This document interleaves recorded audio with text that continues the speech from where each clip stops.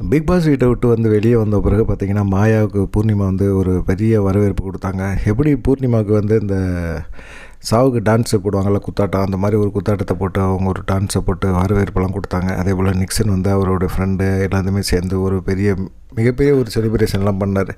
என்னடா அது அப்படிங்கிற மாதிரி தான் இருந்துச்சு.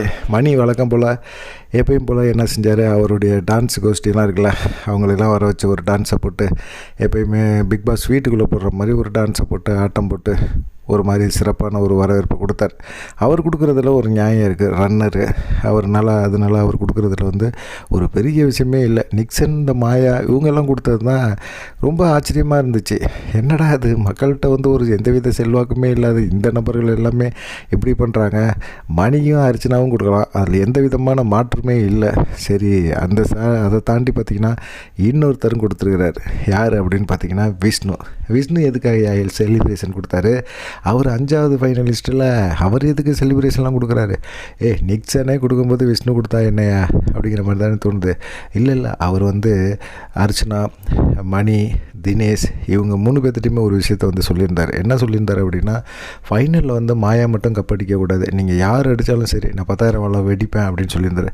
அதே போல் வந்து 10,000 வாழை வச்சு வெடித்து தான் சந்தோஷத்தை வெளிப்படுத்தியிருந்தார். இந்த புள்ளிக்கு எங்கே வந்து ஜெயிச்சிருக்கவே கூடாது அப்படின்னு சொல்லி. அவருக்கும் பூர்ணிமாவுக்கும் எப்போயுமே ஆகாது, மாயாவை சுத்தமாகவே பிடிக்காது. அப்படிப்பட்ட ஒரு சூழ்நிலையில் அவர் சொன்ன மாதிரியே வெளியே வந்தோன்னே பார்த்திங்கன்னா சும்மா வெடியை போட்டு வெடித்து விட்டார்.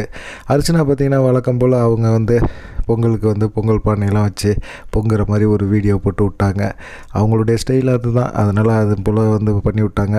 மணியும் பொங்கலுக்கு வந்து வேட்டி சட்டை கட்டி சும்மா ஒரு அமக்கலமான ஒரு ஷார்ட்ஸ்லாம் போட்டிருந்தார். அர்ச்சனா வின் பண்ணதை வந்து விஷ்ணு வந்து உண்மையிலே வந்து நல்லா கொண்டாடி இருக்கிறாரு அப்படின்னு தான் சொல்ல முடியும். விஷ்ணு வந்து ஒரு 3வது பிளேஸுக்கு வரக்கூடிய நபர். மாயாவுக்கு பதிலாக விஷ்ணு தான் அந்த இடத்துல இருந்திருக்கணும். சில கன்ஃபியூஷனில் வந்து விஷ்ணு அங்கே ஏற முடியாமல் மாயாவை கொண்டு வந்து நிப்பாட்டிட்டார் கமல் அப்படிங்கிற மாதிரி தான் குற்றச்சாட்டெல்லாம் இருக்குது. இருந்தாலும் பரவாயில்ல, இந்த